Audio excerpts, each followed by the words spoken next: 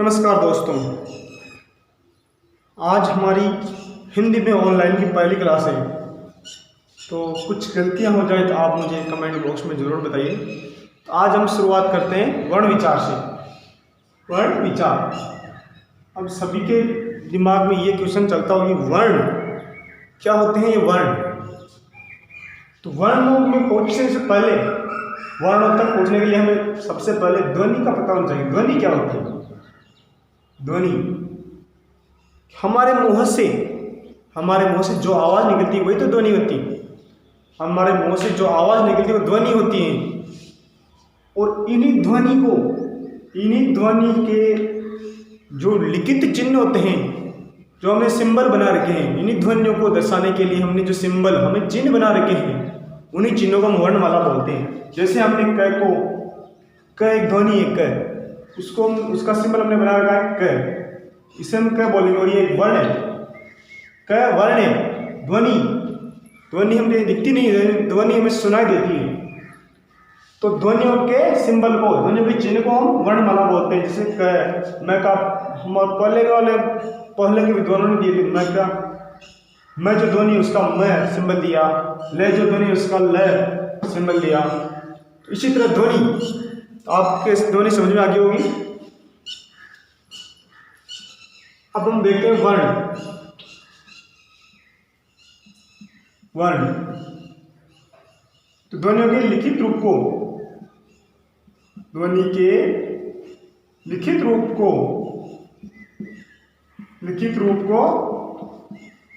वर्ण कहते हैं। ध्वनि के लिखित रूप को वर्ण कहते हैं। एक और विशेषता इसकी, भाषा की सबसे छोटी लिखित इकाई है। भाषा की सबसे छोटी लिखित इकाई है वर्ण। भाषा की सबसे छोटी लिखित इकाई है वर्ण। भाषा की सबसे छोटी मौखिक इकाई पूछी जाए तो वो है ध्वनि।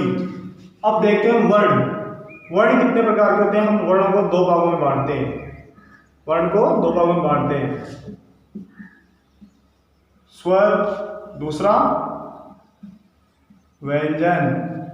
स्वर और व्यंजन। स्वर क्या होते हैं? स्वर वे होते हैं दोस्तों जिन्हें हम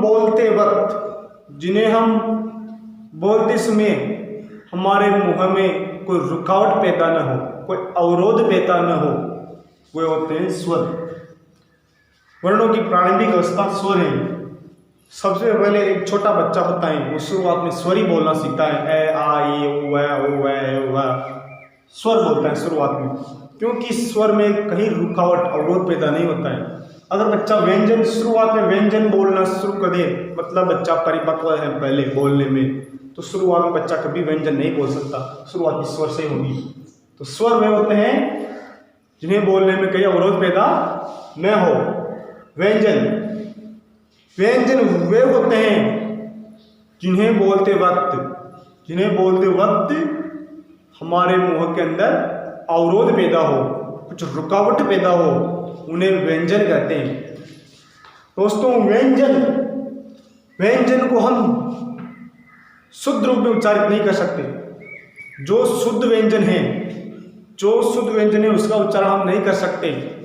किसी भी व्यंजन का उच्चारण करने के लिए इसमें स्वर की सहायता ली जाती है। स्वर के बिना व्यंजन का उच्चारण मुश्किल का नामुमकिन है, हो ही नहीं सकता। अब हमने देखा स्वर। अब हम देखते हैं स्वर कितने होते हैं।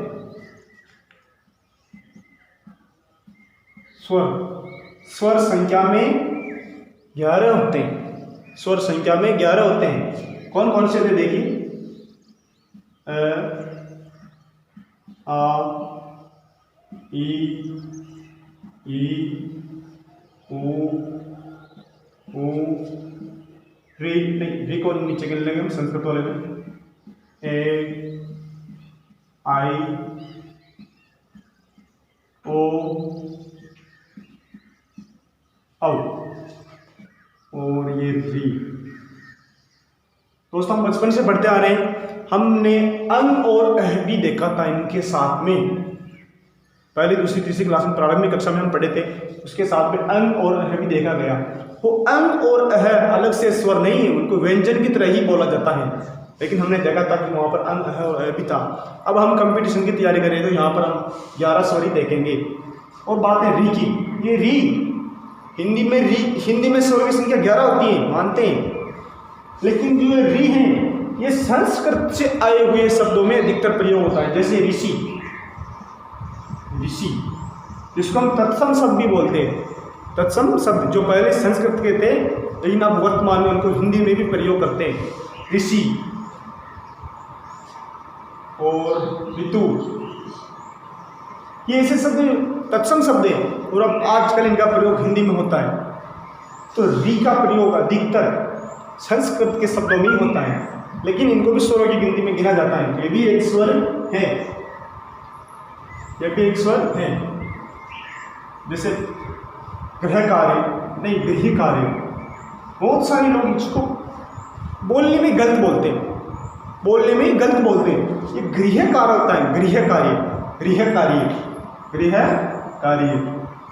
इसको बोलने वाले बोलते हैं गृह कार्य कुछ नहीं होता है दोस्तों, ये गलत है। गृह कार्य शब्द होता है। जैसे मातृ, ये री की मात्रा है, मातृ, इसको बोलते हैं मात्रा अवकाश। तो ये अशुद्धि है हमारे बोलने में,